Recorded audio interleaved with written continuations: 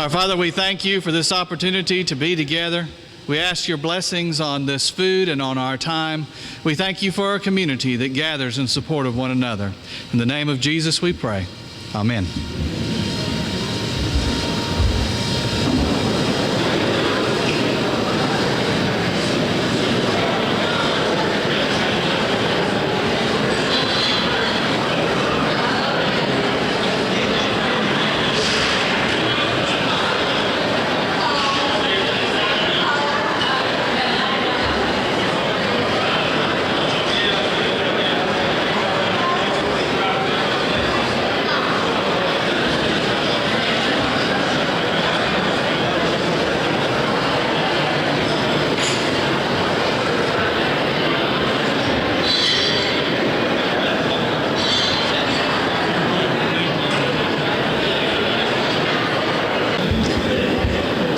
Could I have your attention, please? I know I'm going to disturb you, but would you stand for the Pledge of Allegiance if you can get out of there?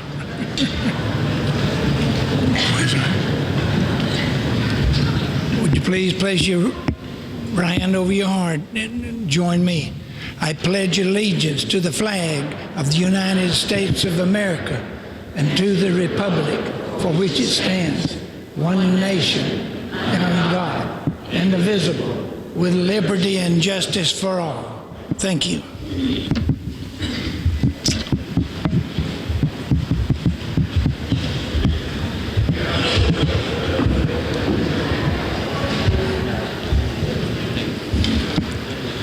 Oh, say, can you see by the dawn's early light what so proudly we hailed at the twilight's last gleaming, whose broad stripes and bright stars through the perilous fight for the ramparts we watched were so gallantly streaming, and the rocket's red glare, the bombs bursting in air, gave proof through the night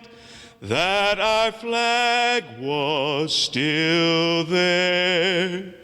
Oh, say, does that star-spangled banner yet wave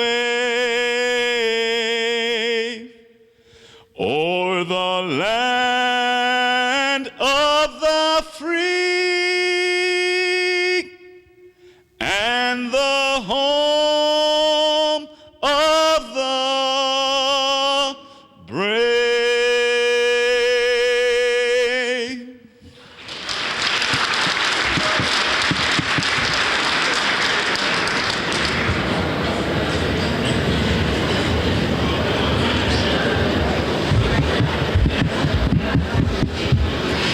Good evening. Welcome to the 49th Annual Pelham Chamber of Commerce Banquet.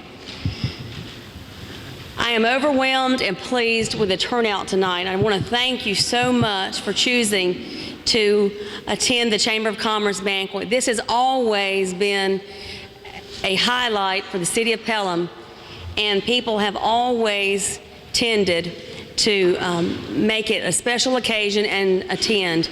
This year especially, I am grateful. We were competing. I was telling T. Gamble that he and I were competing with George Strait and Reba McEntire tonight, but I did promise that I would not break out in song.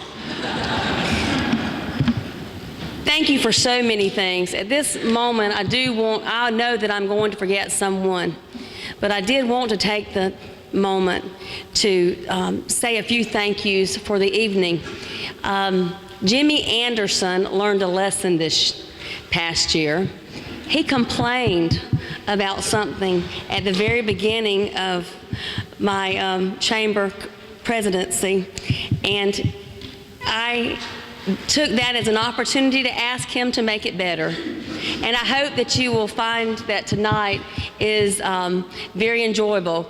Jimmy has been the chairperson, and I'd like you to give him a hand for planning this evening.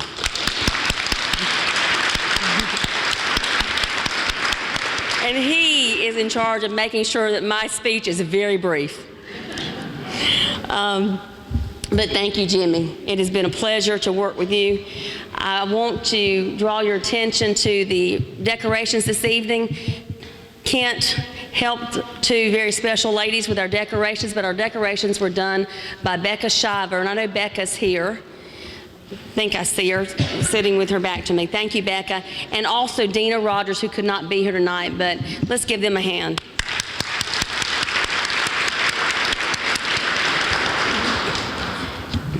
I have been back in Pelham for 18 years and did my very best. You know that I say yes to everything, right? But I avoided chamber presidency for 17 years. That I was very proud of. But I attended a meeting and they had a need and I said yes. And therefore I have been the chamber president for the last year. And it has been truly a pleasure. I will not kid you that it has been some work. I feel like I've had 2 jobs this year, but it's been a pleasure to be reunited with people that work in the town that I don't always spend a lot of time with, but we've had the pleasure of working together this year, and I will always remember this year especially for those relationships and the new closer friendships that have been garnered.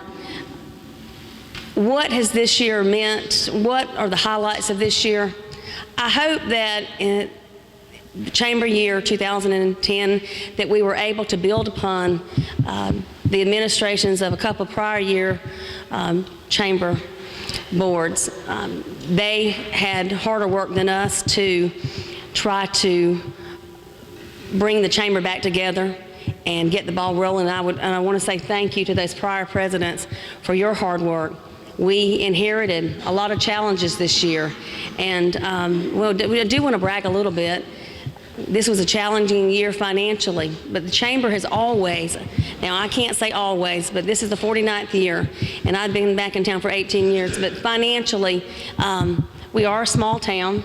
The chamber finances come from some contribution from the city of Pelham, but also it's an interesting partnership.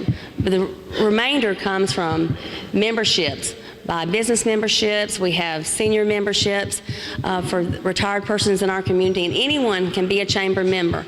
But that's challenging to maintain staff, pay them, and work them to death. That's one thing that I've learned this year is that they work really hard, but they can only accomplish all that they do. Looking at all these tables, every table has at least one, if not majority of the people sitting at the table that have volunteered to help in some capacity with all the chamber functions this year. And I want to thank you. The highlights, of course, that everyone thinks of is the Wildlife Festival. And we certainly had a very successful Wildlife Festival. And Rebecca called me and said, I'm going to George Strait. It was a Christmas present, or I would be there, and I know that she would be here. But she's very young, but she did a fantastic job as our wildlife chairperson, and it was the biggest wildlife festival ever and well attended. Jimmy Clifton, I thank you for taking on the adding a parade to the festival this year. That got people to town sooner, and they seem to stay longer this year, and that's purposeful, so that we can, it's another occasion to get people to town, and we hope that when they come to town, they see our town, they buy gas, they might stop at our merchants and visit with them, and just makes them more interested in Pelham. I'd say that was a success. The Christmas parade is a quality of life event, but I shared in a board meeting this year how afterwards I had a little girl who had helped me out during the parade, and I had charge of her for a few hours, so I was taking her out to dinner, and there was a traffic jam at the restaurants in town at the Christmas parade. So we don't discount that. It's a nice event, and we're making memories for our children, but it also helps stimulate our economy, and we certainly need that. I do want to thank, Deborah could not be here tonight. Ken is here. We had to watch the budget very tight. It was very tight this year, but when you have to work hard to make sure that you have money to make it, it's amazing what you can do. And I thank you. I thank them especially, and I thank all the board members, and I thank those businesses who may have said, here, let me do this. And we had a lot of people not just give up their time, but of their finances. But I was getting to the point of what I enjoyed the most this year. The retail merchants, we didn't have a ton of people to come to those breakfast meetings, but Deborah meant that we were going to get together and plan. To me, that's what Chamber is all about. The Chamber is here to help promote and help businesses to promote themselves and to grow and stimulate the economy. But she instituted the breakfast meetings for retail merchants.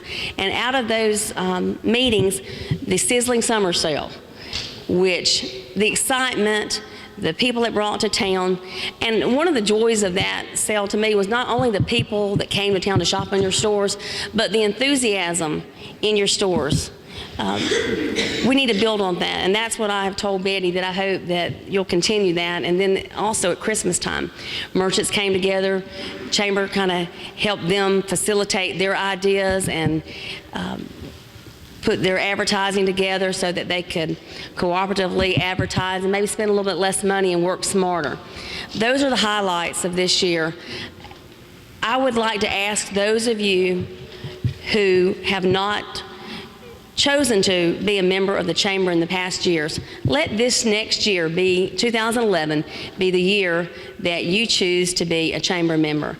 And I hope that 50 years from now, the Chamber president will have the joy of attending, like I did this year. Pelham Banking Company celebrated 100 years in business. That's awesome. It's hard. Sometimes I think it's harder to keep a business going than it is to start one up. Pelham Loan Company had the pleasure of attending your 50th celebration of years in business. That's tough, but what an accomplishment. Let the Chamber be here to help you. It is not here just to do for you. It's to work with you and to help you. So this year, again, thank you to everyone, but most especially to the people at this table, Betty Davis, Benita, Rose West. Where's Rose? Thank you. We met often and about a lot of things, and I just appreciate so much all the advice and the camaraderie we had in making decisions together, and I'll always remember that. Betty Davis will be your Chamber president in 2011. Please support her and the board. Right now, I would like to ask the board members for 2010 to stand up. If you'll hold your applause until I've announced all of them. The president-elect in 2010 was Betty Davis, and Betty is a representative of Mitchell County EMC. Benita Richter owns her own dental practice, and she is was our past president. Rose West served as treasurer. Ashley Davis with Southwest Georgia Tech. Beth Barfield from Family Bank. Brandy McGalliard from Cottage Flower. Chris Nurmi, Pelham Paint and Body Shop. Clay Colby, The Market. Jenny Marshall, Marshall and Palmer. Jenny Van Meter, Pelham Banking Company. Jeremy Hatcher, Pelham Banking Company. Jimmy Clifton, Mitchell EMC. Kevin Brooks, Charles White Insurance. Kylie Barrick, Georgia Power. Marcella DeRizo, Georgia Power. Rebecca Mercer, O'Kennis, and Jimmy Anderson, Anderson Cleaners. This was your 2010 Board of Directors. Please give them a hand.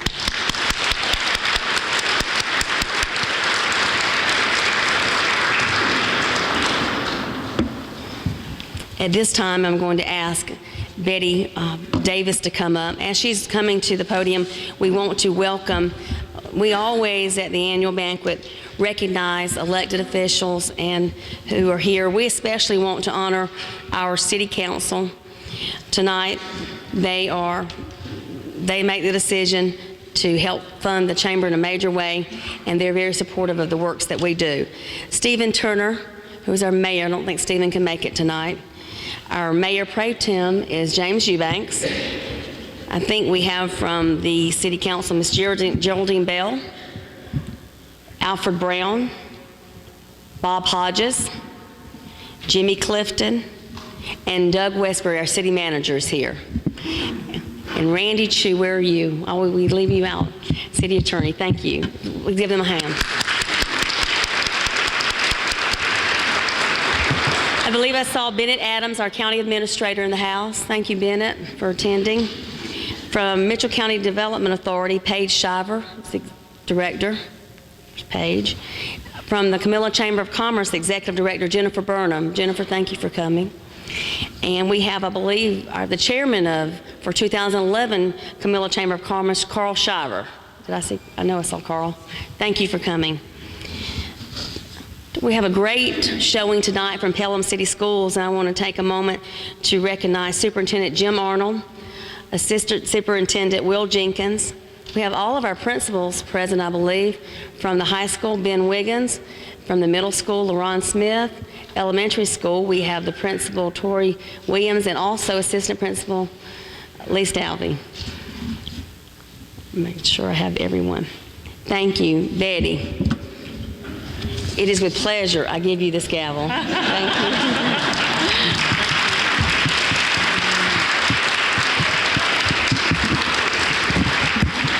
Thank you, Nicole. It is with pleasure to be here with you tonight, and we also want to recognize our 2011 board members.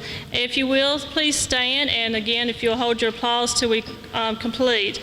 Nicole Hilliard, as we are so thankful for, as our past president, with recognizing as Hilliard State Farm. Malia Davis, president-elect with Mitchell County Chrysler and Plymouth. Ms. Rose West, as our treasurer with Family Bank. Beth Barfield, representing Family Bank.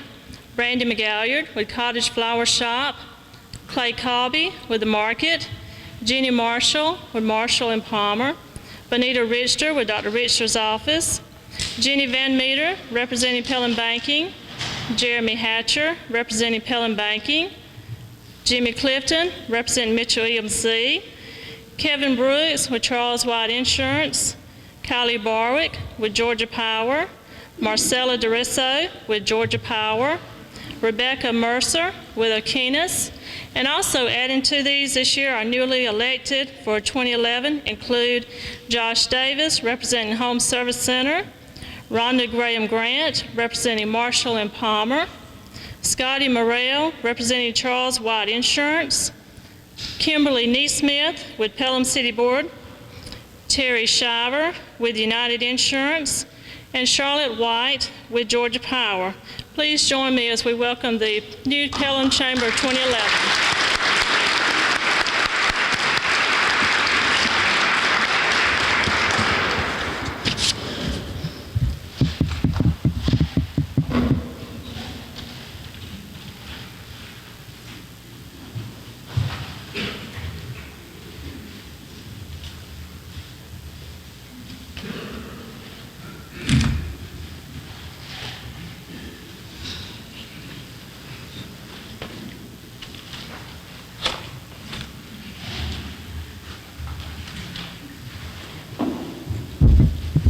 Presenting tonight, the volunteer of the year is going to be Miss April. You go ahead.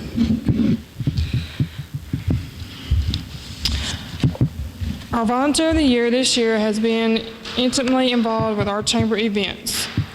For the last couple of years, they began their association by participating in building part of our haunted house in 2009.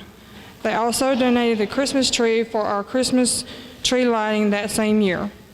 In 2010, they single-handedly built the entire haunted house, consisting of every scary thing associated with Halloween, including the music, lights, and animated talking skeletons, skulls, werewolves, brides, and grooms.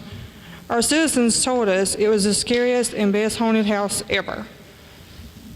When they are not building houses, our honoree spends her time as a family assistant center specialist employed by the State Department of Defense. While the focus is on the National Guard, they work with all branches of the military, including retirees, providing outreach and support to our soldiers and their families. During mobilization and reintegration, they also support the military who are called up during natural disasters. It is our great honor that we recognize Melissa Dalton as the Pelham Chamber of Commerce's 2010 Volunteer of the Year.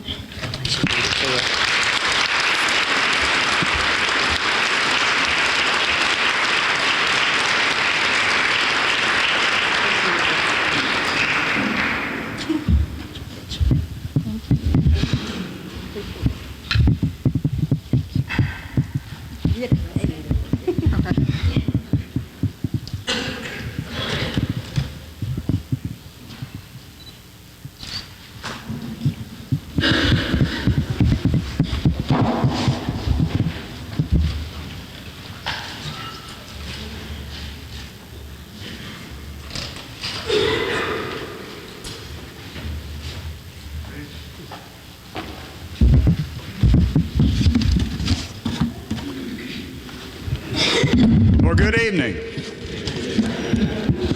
This is my favorite part of the evening at the annual banquet, the awarding of the Citizen of the Year. It's a great thing, you know, it's right up there with the food, you know, so, and last year it was really good, but,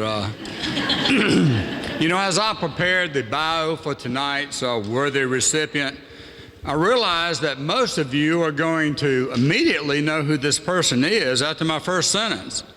And I considered asking Stancy or Joy or my father-in-law or somebody, you know, some people know how to weave words and give some intrigue and some mystery to it. But I thought, you know, if I tell them, you know, a lot of people, you know, they just talk and the word would get out. And so I thought, well, I'll just do it myself, you know. So, so the secret may be out after the first sentence, but I think it'll be a surprise for the recipient. Excuse me.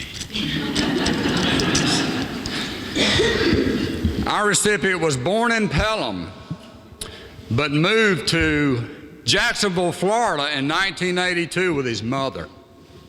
He graduated from Douglas Anderson School for the Arts, attended Florida Junior College, Darton College, and finished at the University of Florida. Well, he was a member of Kappa Sigma fraternity, that is the University of Florida. I don't know why he went there, but with strong family ties, including grandparents, aunts, uncles, cousins, his dad and stepmom, he visited Pelham often while a student and moved back here to the home of his youth in 2004 and lived in the home of his aunt, Rebecca Turner, which he now owns. He has been employed by Hype Stripe, Randy Chu Law Firm, Home Service Center, and from October 2006 until present, he has been employed by Family Bank as the IT coordinator. Because of our award recipient's great love for Pelham and his desire to be an integral part of the community, he became active in many areas, including the Pelham Rotary Club, Ham Memorial United Methodist Church, where he sings in the choir, the Pelham Better Hometown Program, which he serves as president, and the Pelham City Council, where he serves as mayor pro tem. This person gives unselfishly to all these groups, but still makes time for an active social life, including often having friends and family over for great dinners, which are enhanced by the culinary talents of his girlfriend Sarah and his friend Lilybell. Because of his obvious love for Pelham and his willingness to serve and give of himself in all areas of the city, our recipient of the Citizen of the Year 2010 is James Eubanks.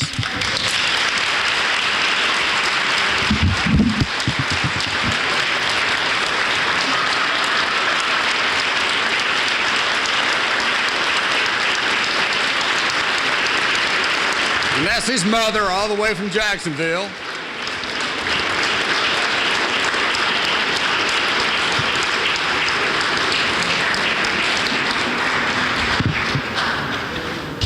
James, are you surprised?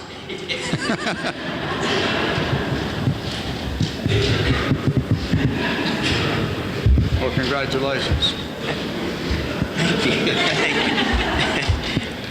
I don't know what to say. I try to say involved enough to know what's going on. And this has completely surprised me. I can't believe this. This is unreal. I can't believe my mother just walked in too from Jacksonville, Florida, to come up to see this. So it's just unbelievable, and I don't know what else to say. But thank you very, very much. This is just incredible.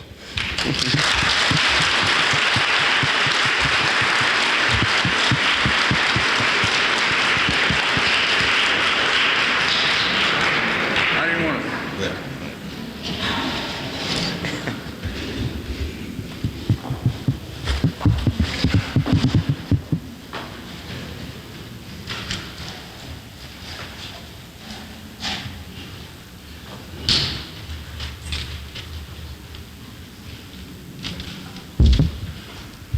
As most of you all know, that Bill Walton did not receive the Agribusiness Award last year, but Johnny Taylor could not make it tonight, so I inherited this position, and I'm proud to give this award as Agribusiness Family of the Year, and I'll read a little bit about this family. And I have known this family, as I told one of them tonight, that seeing his father drive around town and go to the bank in his nice shiny pickup truck. This family has been in the farm business for 3 generations, and they are absolutely well known all over Pelham. They operate a big produce business that reaches farther than most of us know. The crops, of course, they grow are cantaloupes, corn, peanuts, cotton, and all kinds of greens. As most people know, when they go to the store, they see the collard greens, the mustard greens, or in the local grocery stores. They are a dedicated family, all the family involved in the business. They produce much business and all over with integrity, hardworking, is all a second nature to them. This family has continuously supported Pelham with both businesses and infrequently giving to those in need. They also provide employment for the local citizens for many, many years. And it is my pleasure to present this to the Eubanks and Sons, Woody and Trey Eubanks family.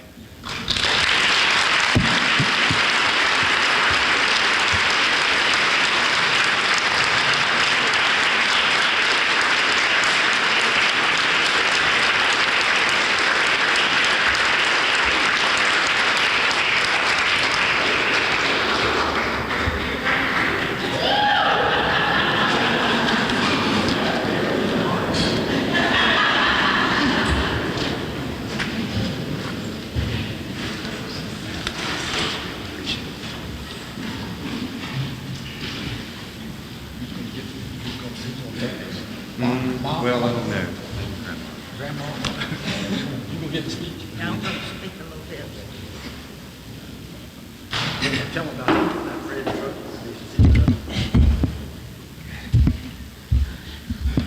As you see, I'm getting old. I've been on this farm and land where they're farming these boys of mine for about 67 years. So I'm thankful tonight for this privilege of and this what you've done for them and given this good honor. I do want to tell you that I love my boys, and one of them is a son and one of them is a grandson. I also have a great-grandson over there that I hope is going to follow in their tracks. They love the land where they work. They love the business that they're in, and we're proud of them, and we're proud of this honor. We thank you so very much. Thank you.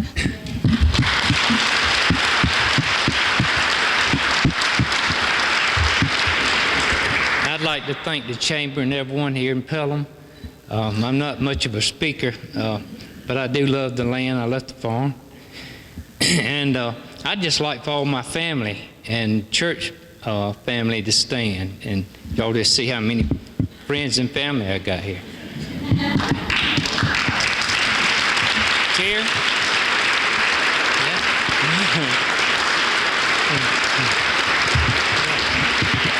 Thank y'all very much. I would like to say that these boys are still on land that their daddy and their granddaddy has been on. This land has been in the family for around 100 years, and we hope that they can keep it that way for a while longer. Hey, he wants to take a picture.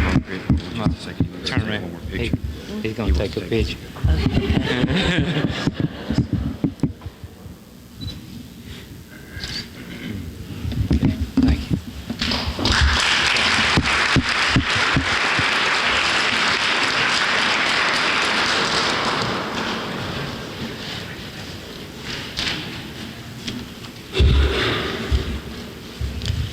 Good evening. When she said that they had been farming for 100 years, it reminded me of the location that we're in. I believe this building is, 1905, is that right? Is that right, about 1905? I think it was built in 1905, I think. It's 1916, thank you. So that means this building's getting close to 100 years. I bring that up because it really is a pleasure to be here in this building. It looks really nice, and it was especially a pleasure to hear Joey sing the national anthem. That was pretty good. And I have to tell you, Joey, if you ever get an opportunity to sneak up to the 3rd floor and do that again, I promise you will enjoy it greatly. The reverb on the 3rd floor is just unbelievable right now. My brother, who was into music and sang professionally for years, he was up on the 3rd floor about a week or two ago, and they stayed up there for an extra 15 or 20 minutes singing and playing with the reverb. So anyway, just thought that was interesting. The Corporate Citizen of the Year is an award that was instituted only a few years ago because the Chamber wanted to specifically recognize a local business who contributed significantly to the betterment of our community. They might be recognized for their job creation, their investment, their support, or their participation in activities that make our community better. The Chamber of Commerce is proud to recognize this business tonight for their investment of time, money, creativity, and manpower to many community ventures and events. The history of this business began when a young lady who was raised with a very strong work ethic went to work in high school. She liked what she did so much that she made it a career. She decided to make it a career at that time. In high school, Benita Richter was active in many service clubs and excelled. It was no surprise when she moved home to Pelham that the same characteristics that brought success in her high school years would carry into her business life. As the top dog at her dental practice, Dr. Richter encourages participation of her staff in community events. They always show up with smiles at the pumpkin patch. They always are also with smiles at the Pelham Chamber of Commerce events. Dr. Richter, as many of you know, is the past president of the Pelham Better Hometown. She's also been the president of the Pelham Chamber of Commerce twice. That's quite an accomplishment, quite a lot of work too. Benita is also active with the Flint River Arts Council, where she has also served as president. Benita loves the arts and is very supportive of any event that is art related. Their office donated the Christmas tree and all the ornaments for the tree lighting ceremony this year, as well as planned the successful event. Her face, her talents, her service, it's everywhere as ambassador for Pelham. Her love of community and giving spirit is infectious in her business, to her employees, and it draws others to take part. Our 2010 Corporate Citizen of the Year is the entire dental office of Dr. Benita Richter.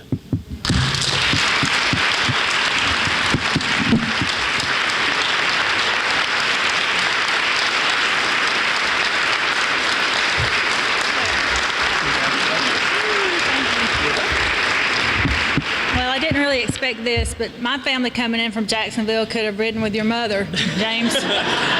I knew something was going on, but wasn't quite sure what. I appreciate this. I do ask a lot of my staff as far as community involvement, and for the most part, they smile and say, "Sure, we'll be glad to do it. Can we turn those hours into you?" But no, they really are a good group of girls, and my one little guy there.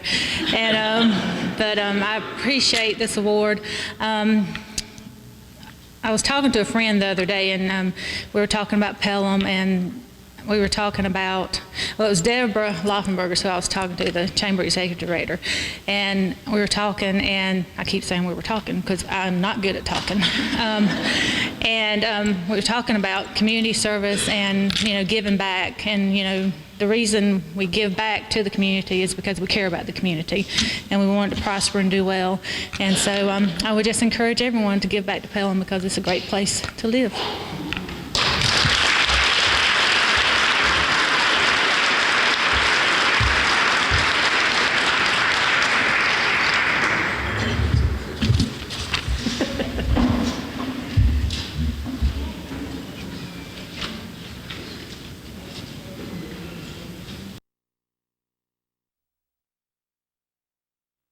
Our recipient of the Young Citizen of the Year Award is about to be a graduate of Pelham High School. She has served in numerous capacities during her high school career. I don't know how she's had time to do all this, but she's been class officer as a freshman and a junior and is currently the senior class vice president. She's been a member of the marching band, the drill team, the softball team. She's the FFA second vice president, the FCA recruiting coordinator, FBLA secretary, student council, Beta Club vice president, drama club treasurer, literary team, one-act play, where she's won the region best actress for 2 years in a row. She's a gold card recipient and a senior superlative, and is a member of Who's Who among American high school students. In her spare time, she's a Sunday school teacher, a choir member. She directed and wrote the Christmas play at her church. She's coordinated blood drives. She's a member of Kids Against Hunger, nursing home volunteer, Operation Christmas Child, March of Dimes, and the Fall Festival. And in between, in all her spare time, she's an honor roll student.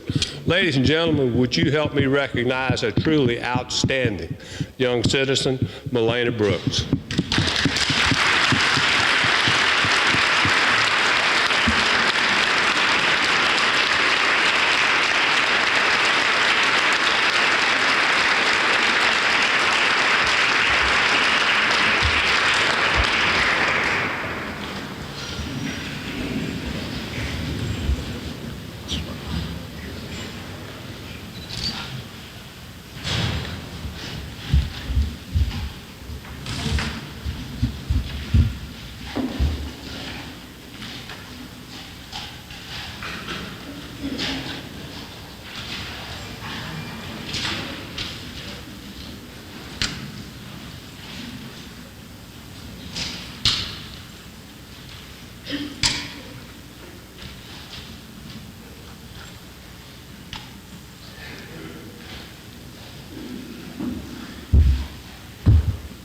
Somehow I've ended up distracted tonight, and I forgot I was the next one to come up here. But we have, the Better Hometown has an opportunity to come here every year and present our Volunteer of the Year for the Better Hometown. We don't have our own banquet, and we appreciate the Chamber allowing us to come and take a little time here as our organizations work closely together and often overlap in the things that we do as we try to make Pelham a better place to live. Our Volunteer of the Year this year for Pelham Better Hometown has been extremely active in this community for years, and it's very obvious here tonight. Luckily, I'm able to cheat a little bit as the bio has already been read. And now I'm able to present our Better Hometown Volunteer of the Year, who has been very active, and even though doesn't like to be up on stage, much prefers to be backstage, dressed all in black, hiding in the corners. especially during plays. But our Volunteer of the Year for the Better Hometown this year is Benita Richter.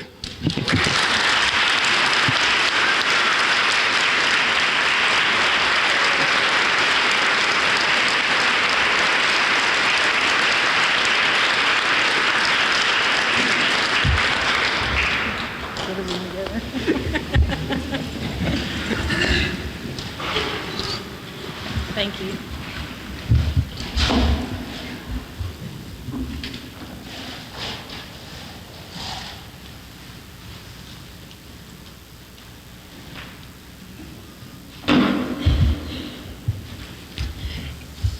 At this time, I would like to ask Nicole Hilliard to join me on the stage, please. And while Nicole is coming, we want to give a special award. We want to do a special recognition and honor to Nicole Hilliard, who she's going to be right there with me. Nicole has been a great friend and a great leader. She has served as our chamber president for 2010.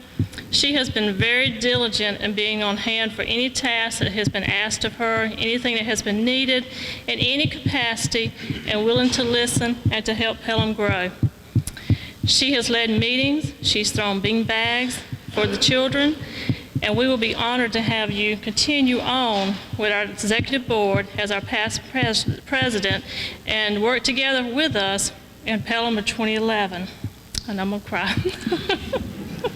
Thank you, Nicole, for your dedication and commitment and all that you do for Pelham. We deeply appreciate you and Hilliard State Farm. Thank you so much. And we'd like to recognize Thank you.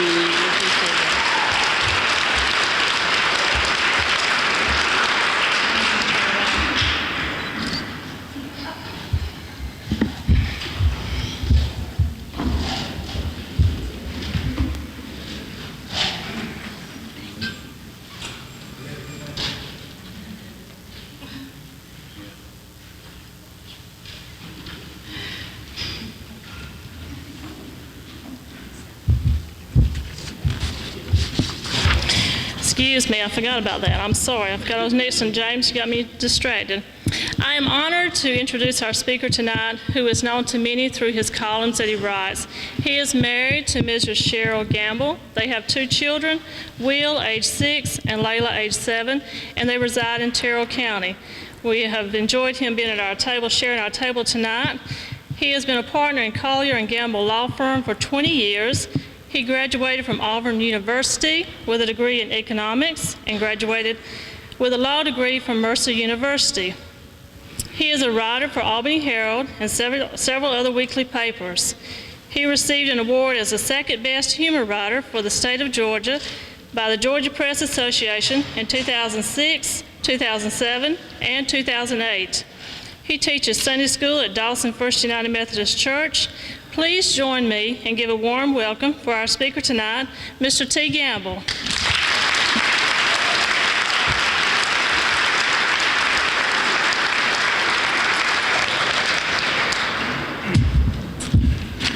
Thank you so much. I appreciate the introduction, and I'm pleased to be here in Pelham at the Pelham Chamber of Commerce meeting. It's a great honor anytime I'm asked to speak anywhere, and I feel privileged to be here, and especially to be in the Hand building, which has been so beautifully renovated. And I'm a big history buff, and I'm a real believer in your heritage and supporting your local hometown. So it thrills me to have the opportunity to come speak to you tonight. And I want to tell you, some of what I'm going to say tonight is going to be pretty silly and not mean much of anything. But at some point during the night, I'm going to try to get to a point that really does mean something. But when I come to speak to a big group, I'm always reminded of a story I heard a long time ago about a man that was crossing the road, and as he got into the middle of the road and got over to the right-hand side, all of a sudden a car came barreling down, so he stepped over to the left side, and the car went to the left.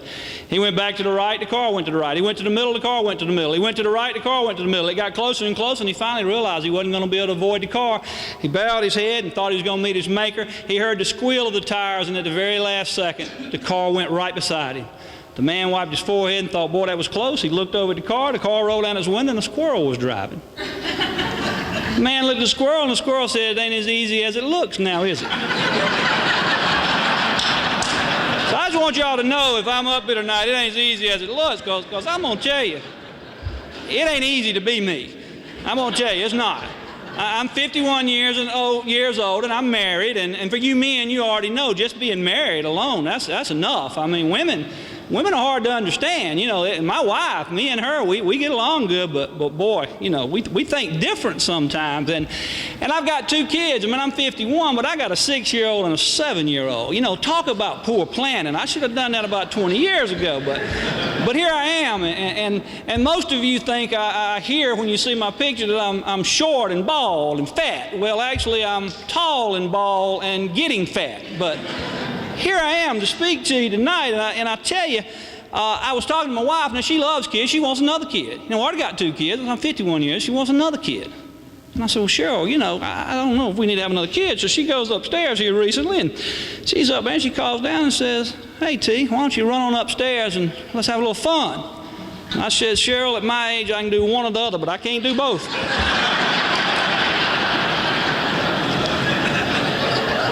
You know what I'm talking about, women not understanding. My secretary quit. And you know, a law firm, when your secretary quits, you got a problem. And this is my head secretary. She keeps my book. She keeps up with the accounting. She keeps up with the HUD reports, the settlement statements, everything.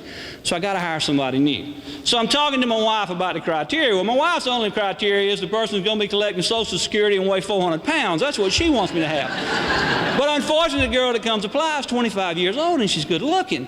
And but I hire her because at least on a temporary basis, to see how she'll work. And she's working pretty good, but I'm not sure about the mathematic part. You know, it's worrying me a little bit. So I called her in my office and I said, honey, you know, you're doing pretty good, but I need to make sure that you can handle this math stuff. I said, if I were to give you $20,000 and then take times 10%, how much would you take off?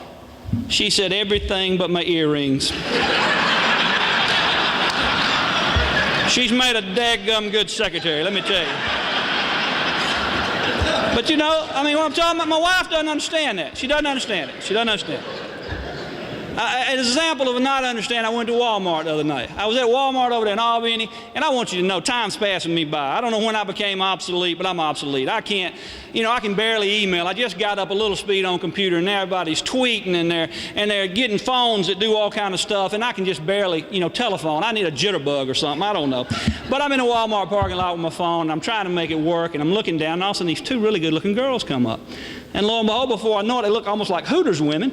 They begin to spray the window of my car and wipe it all off for me and put on quite a show. I don't know what to do, so I roll down my window and say, when they get through, can I give you a tip?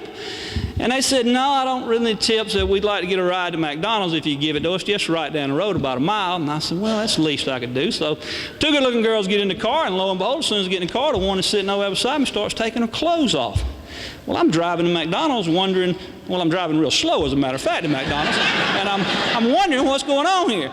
And we finally get to McDonald's, the other girl's giggling in the back seat, and all this is going on. She doesn't have any clothes on. Well, lo and behold, she puts clothes on, gets back out of the car and leaves. I think, my gosh, you know, what am I going to say about that? I ride down the road, and lo and behold, stole my billfold. Now, I'm going to tell you, that's a bad spot to be in now. My billfold's been stolen. How am I going to tell my wife that? And I got to report that to the police. How am I going to tell my wife that? I mean, this happened on a Tuesday afternoon. So I got to go to the police, you know, and I got to tell them about this happening twice on Tuesday and once on Wednesday and again on Thursday. You know, my wife, she doesn't understand it. I don't know what to say. You know, I just, we went out talking about that. It kind of disturbed, to be honest with you, so I took her out to eat, figured that'd kind of soothe things down. And we're sitting at the restaurant. We look up at the bar, and there's this girl sitting there just pouring them down, drinking it up. My wife looks at me and said, isn't that your old girlfriend? And I said, yeah, it sure is. And she said, well, boy, she's really getting drunk. And I said, yeah, I understand. Ever since I broke up with her, she's been that way. And my wife said, what do you know? Who would have thought anybody could celebrate that long? It hurt my ego. I mean, I got an ego. I'm a lawyer. Your lawyer's got to have an ego. Randy Chew, y'all know him. I bet he's got an ego. You got to have an ego. And, well, maybe not Randy Chew. Probably not. But the rest of the lawyers. But, I go, figure I'm going to go to a bar by myself. I'm married. I'm not going to follow through with anything, but I'm going to go see if I still got it. You know, could I still get a woman to be interested? So I see a 25-year-old girl. She's pretty good looking, standing over there by the bar. I walk up to her and say, hey, baby, where you been all my life? She said, well, for the first half, I wasn't born.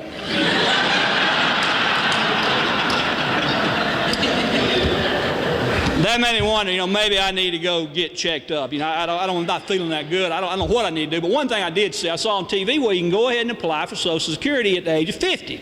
You don't start getting it, but you can go ahead and sign up and get everything in gear. So I went to Social Security Administration office, and I went over there, and I told them I want to go ahead and apply because I'm 51 now, and so I want to go ahead and get the ball rolling. As soon as I can get it is when I get old enough.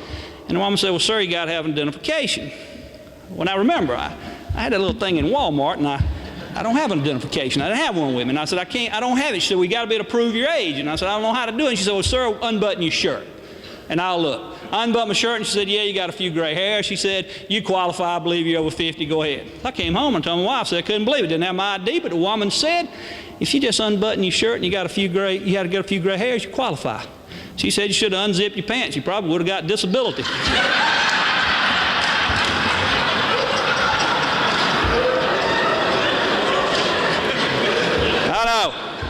I know. I shouldn't have told that one, my wife probably said. That upset me, though. And I went to the doctor and figured I needed to go talk, with my wife. We both went. And the doctor said, well, let's give you a big rundown and checkup. And he did. But when he got through, he said, your test came out pretty good. He said, but I want to know about your spiritual life. He said, it's important. A man's got to be balanced. How's your spiritual life? And I said, I'm glad you asked. So I teach Sunday school, but I got a good relationship with God. As a matter of fact, lately when I get up to go to the bathroom at night, because I have to do that a little more often than I used to, I bump my leg and all kind of stuff because it's dark. But lately, when I go to the restroom, as soon as I get ready to go, I lift the toilet lid and the light comes on. I put the toilet lid down and the light goes off. God has blessed me, giving me a light. Doctor calls my wife in and says, I see your husband's doing pretty good, said, but, one thing about it, he says his spiritual life's so good that when he goes to the bathroom, he lifts the lid, the light comes on, he lets the lid down, the light goes off. My wife said, oh my God, T's peeing in the refrigerator again.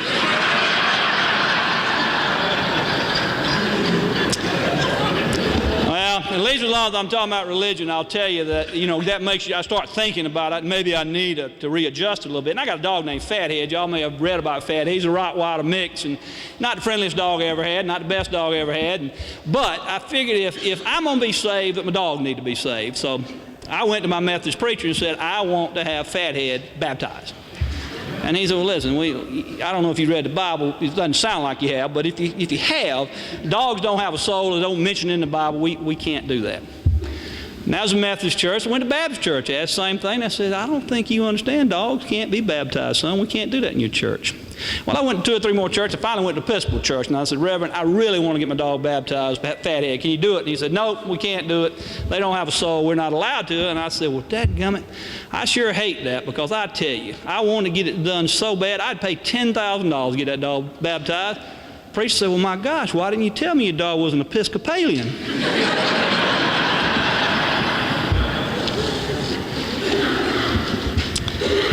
Well, anyway, I tell you, I'm a lawyer, as you already know, and I'll tell you, you need a little background. We had a farm family come here earlier, and I come from a long line of Gambles in Terrell County. In fact, we've owned the same farmland in Terrell County since 1866. My great-grandfather walked back from Manassas after being shot in the Civil War, stayed in the hospital for 3 years, got back to Terrell County, and never worked another day in his life, which I've tried to follow in his footsteps as best I can. But we've been there a long time. And we've never had a lawyer in the family. They didn't want a lawyer in the family, but now they've got a lawyer in the family. But I can remember when my great-grandfather, when he didn't die first, my great-grandmother did, actually. And I went to that funeral. I was a young boy. But when we were at that funeral, as we got ready to go to the burial site, all of a sudden the clouds started rumbling, and then all of a sudden lightning struck in the sky, and it rumbled some more, and it rumbled again, then it got quiet, and then a big clap of lightning hit and rumbled loud. My great-grandfather looked at the preacher and said, yep, I see she's there. That's the kind of family I come from a little bit. But I want to tell you, I was told a story about lawyers you may have heard. I mean, lawyers, as you well know, you got to watch lawyers. I don't know about, again, Randy Chew you may not have to watch, but the lawyers we got over in Dawson you do. And I had a buddy of mine that represented some sort of mafia-type folks. And he said the guy that he was representing was a pretty rough character, and he was worried that the people around him would tell on him, so he hired a bookkeeper accountant that was deaf and dumb. He couldn't speak and he couldn't hear, figuring he couldn't tell on him, and he couldn't hear what was going on around him and know he was up to no good. Well, unfortunately, the old mafia guy started coming up real short on his money. So he went and got his lawyer, and he said, I want you to come meet with me. I know you know sign language, and let's get to the bottom of this. So they meet with the guy. And the mafia guy says to his lawyer, I want you to ask him, where's the money? So he signs, where's the money? The guy comes back, and the mafia guy said, what'd he say? He said, I don't know. The mafia guy said, tell him he better know where the money's at. Does it again. He says he doesn't know where it's at. The mafia guy pulls a gun out, points it right at the guy and said, tell him I'm going to blow his brains out if he doesn't tell me where the money's at. The lawyer signs him. The guy comes back and says it's hidden in the trunk of the car out in the junkyard back there in the back. The mafia guy said, what'd he say? The lawyer said, he says, you ain't got enough guts to pull the trigger.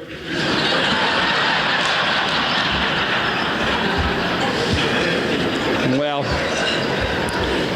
that's enough about the law, I guess, but I'll tell you, as you already know, I mean, I talked about it a little bit, my wife and all, but before I found my wife, I was having a lot of hard time trying to find the right woman, and I'd finally decided that maybe the local wasn't the way to go, so I went out to Arizona and figured I'd go out to one of the ranches out there and see that beautiful country out that way, and just enjoy myself, and maybe I could find me a woman out west. I'd been out there a couple of days. I was at a campsite, kind of by myself, hadn't seen anybody. Cowboy came riding up. He said, howdy, partner, mind if you have some company? And I said, no, go ahead. He said, you look kind of lonely out here. And I said, yeah, not much going on. He said, well, you're in luck. I said, I live right down the road, and tomorrow I'm having a party. Would you like to come to the party? And I said, yeah, I really would like to have something going on. And he said, but I got to warn you now, if you come to the party, there may be a little drinking going on at the party. I hope that won't bother you. And I said, no, I'm South Georgia. We have a beer or two every now and then. He said, well, now, after the drinking, sometime they might get some fighting going on. I said, that's all right. I'm a South Georgia boy. I can handle my own. He said, and after the drinking and the fighting, sometimes there's love making going on. I said, well, that's all right. I came out to Arizona to find somebody that's fine. He got on the horse and said, all right, I'll see you tomorrow. And I said, wait a minute. I forgot to ask you. What time's the party going to start? He said, don't worry, just come whenever you want to. Ain't nobody going to be there but me and you.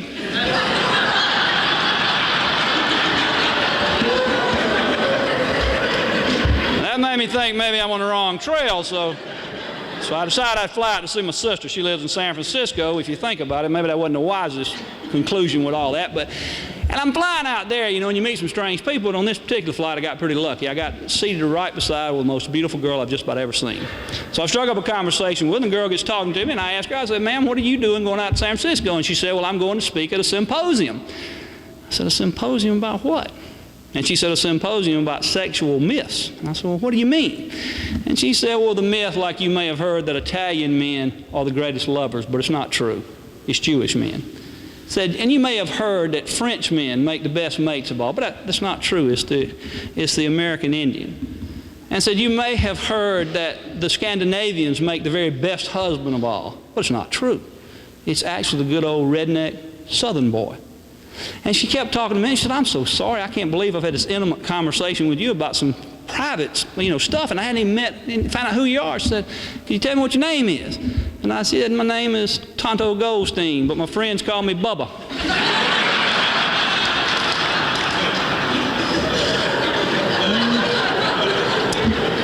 Well, that same charm is how I ended up getting my wife, as you might imagine. And I asked my wife, just recently, I said, honey, if you had to do it all over again, would you get married?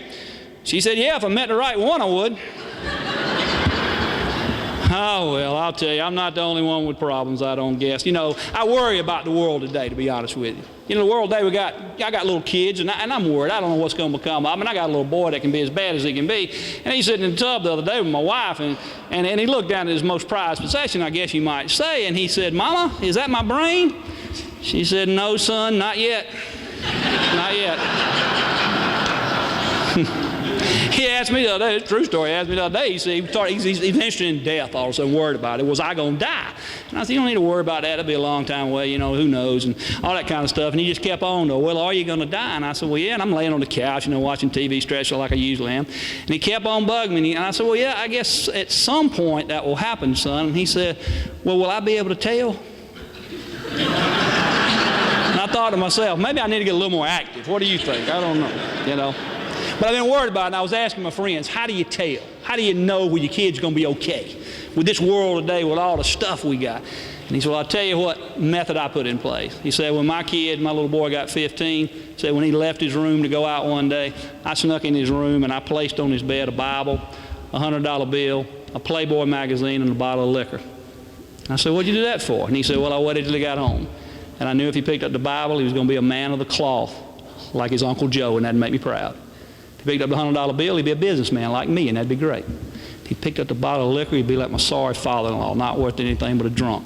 If he picked up the Playboy, he'd be a philanderer and cheat all the time on his wife.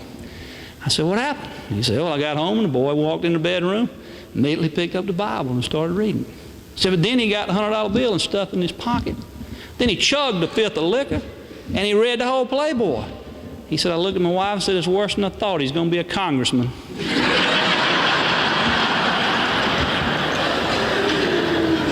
Well, I tell you, I do want to talk serious a little bit to you tonight, or at least tell you a couple of stories that I think are kind of important. Some of you have heard it because you've heard me speak in Pelham here before, and some of you hadn't heard before. But I want to talk to you a little bit about some things that I think are important. And I want to tell you a story about a guy named Lucky Eddie. You may not have heard of Lucky Eddie, but he was the most famous lawyer in Chicago back in the 30s. And he wasn't famous because he was a great lawyer. He was famous because he had a famous client who was a bad guy, and that guy was Al Capone.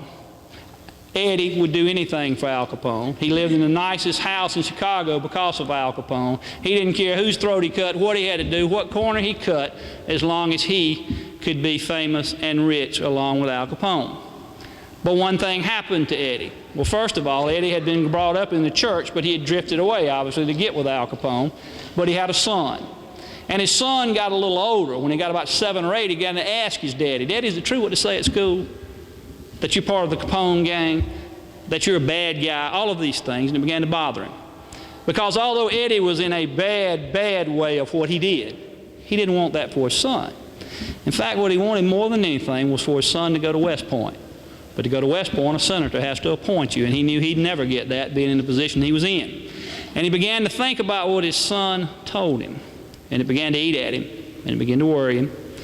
And over time, he began to change, and he began to go back to church. And he began to be religiously involved again. He began to carry a rosary with him, and a Bible, and a cross. And he made a very important decision. Late in his life, he decided to turn state's evidence on Al Capone, along with Capone's accountant.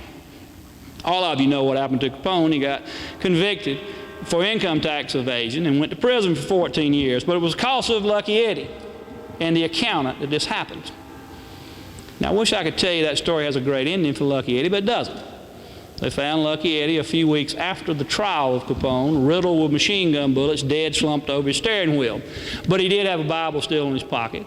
He had a cross in his hand, a rosary in his pocket, and a poem that talked about the love of family and the love of God. And the first point I want to make to all of you tonight, it's never too late to change. Wherever you're headed, whatever your position in life, if you're not going the way you want, it's never too late to change. Lucky Eddie changed, and because of it, he changed the town somewhat because he got rid of Al Capone. Now, the second thing I want to say to you tonight is that when I grew up on the farm, I was like most kids. In the 70s, I was a big rock and roll fan. I liked to listen to rock and roll music, and one of the songs I liked was Born to Be Wild by Steppenwolf. Get your motor running, head out on the highway. And I can tell you, you can't go under 100 miles an hour and listen to that song on the radio. I loved it. But along with loving rock and roll, I began to love country music. And that's a little strange thing for a kid that loves rock and roll, and that was a reason. Because I had to drive a tractor every day, and we didn't have, but at first we had no radios or cabs, but we finally got a cab, and we had one radio in the tractor, and it'd pick up one station, WDWD in Dawson, Georgia, and it played only country music. So you either liked country or nothing. And as I got to listening to it all the time, one thing I liked about country was that the title of the song told you all you needed to know. Sleeping single in a double bed. She's acting single, I'm drinking double. She got the gold mine, I got the shaft. Well, you didn't have to ask, so I like country. Well, as the years went by, one of my favorite songs was a song written by Randy Travis. And part of it says, his teeth were all gone, but what the heck, I thought he walked on water. And that song wasn't written about Randy Travis's daddy. It wasn't written about his granddaddy. It was written about his great-granddaddy who was 93 years old. And he later says in that song, Lord, how I cried on the day that he died, because I thought he walked on water. So the second thing I say to you tonight, there are little eyes somewhere looking at each one of you. No matter what your age, your status, your place in life, somebody thinks you walk on water. When I was a little boy, my daddy had showed me his muscles, and I thought he was the strongest man alive. If he went to run down to the mailbox, I thought he was the fastest man alive. If you told me somebody was smarter than my daddy, I'd get in a fight with you because I knew that wasn't true, because I thought he walked on water. I'm 51 years old. I still think he walks on water. Somebody thinks you walk on water.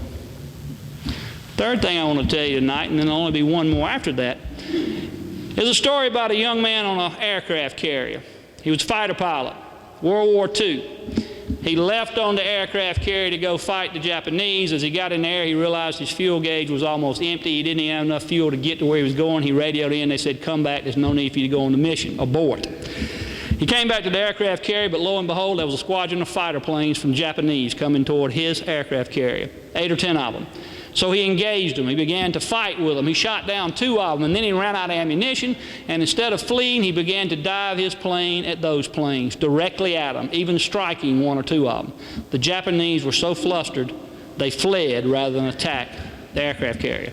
He landed on the flight deck, and he told his story, and it'd be hard to believe that story, except if you remember some World War II footage, the machine guns sometimes had cameras in them, and they were able to actually see the camera and show that he shot down 2 planes, hit some others with his plane, etc. A young man named Chuck won the Medal of Honor for that action. Now, he went on to become an ace fighter pilot, shooting down several more planes. I wish I could tell you it all ended perfect for Chuck, but it didn't. He was killed in 1944 in the Pacific in a dogfight. So it was another Medal of Honor winner that didn't make it home. But you may know who he is or heard of him if you've ever been to Chicago, if you've ever flown in the busiest airport in the world, Chicago O'Hara International Airport. The young man was Chuck O'Hara. He was a West Point graduate, and his daddy was Lucky Eddie. So don't tell me that it's too late to change, and don't forget that if you change, what impact it may have on someone else. Lucky Eddie became a hero because his daddy became a hero. Now, the final story I want to leave you with tonight is a true story of something I experienced, but I wrote a short story that won an award about it some years ago. But when I went to Paris, France here many years ago, right after the World Trade Center disaster, about 6 or 8 months after that, when I was in Paris, I'd always wanted to go to Normandy. Normandy is where they had the American cemetery. It's where they buried the dead that died on the beaches there in Normandy, right in front of it. And if you don't know, in Normandy, the beaches were named where they were going to land and attack, places like Utah and Omaha, and after American cities and states. And when they landed those crafts there, those young men, which were really nothing more than young boys, it wasn't like landing on a beach somewhere in Panama City where you've got only a 50 feet or 100 feet before you reach land. Those beaches on Omaha are 200 yards flat white sand and nothing in between you except sand. And then you reach a bluff that begins to slowly go up and get very steep. And once you go about 100 yards up that grassy bluff, at that time in World War II, you met pillbox after pillbox of concrete bunkers with machine guns that the Germans had, along with tunnels that they were all lined up. And they dropped those boys out there on those beaches because they had a mission they had to do. And in Omaha, 3,883 of them died in 12 hours. If you need to understand what that means, it means that every 12 seconds for 12 straight hours, a young man died. If you add the wounded they had, every 3 seconds, for 12 hours, someone fell. If 100 men hit the beach, in 3 minutes, only 10 were alive. In 4 minutes, they were all gone. All gone. And the cemetery that sits on the bluff over where this happened is French soil that's been given to the United States. It's one of the few places where we own soil somewhere else. They gave it to us because of our sacrifice. I wanted to see it. So I went there. And if you go to Normandy, it's got a big parking lot that you just come up to, and that's no big deal. And you look away, and there's a big growth of trees, shrubby trees, and you can't see the cemetery. You have to go through a small walkway by a building to get there.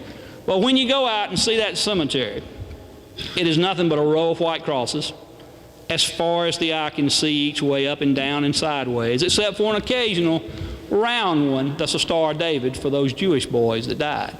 And on those crosses it says only the name of the person, the state where they came from, their rank, and the day they died.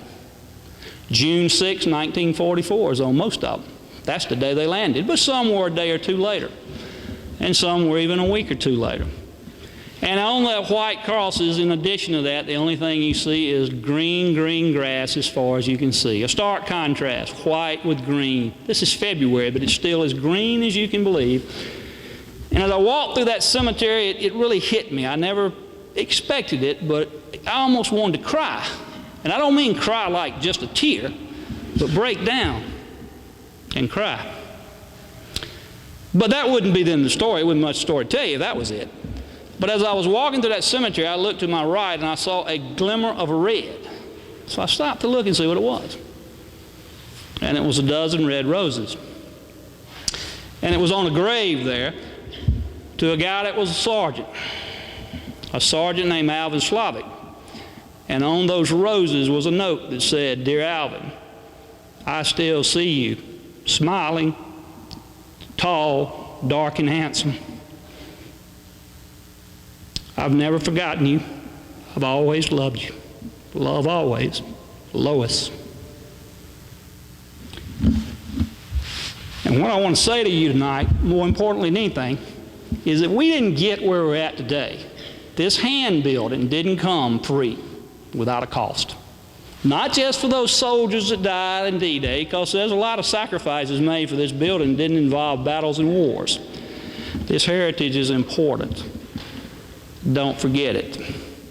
Don't forget the cost that came with it. Pass it on to the next generation. And one final thought. I hope each one of you can find the love that Lois had to come back 60 years later to still put down flowers to say, "I haven't forgotten you." And I hope you're enough of a person, or can be, to earn that kind of love from somebody. Now, I thank you so much for the honor and privilege of having come and speak to you tonight. I'll leave you on a less somber note now to simply say, I am T. Gamble, but remember, my friends call me Bubba.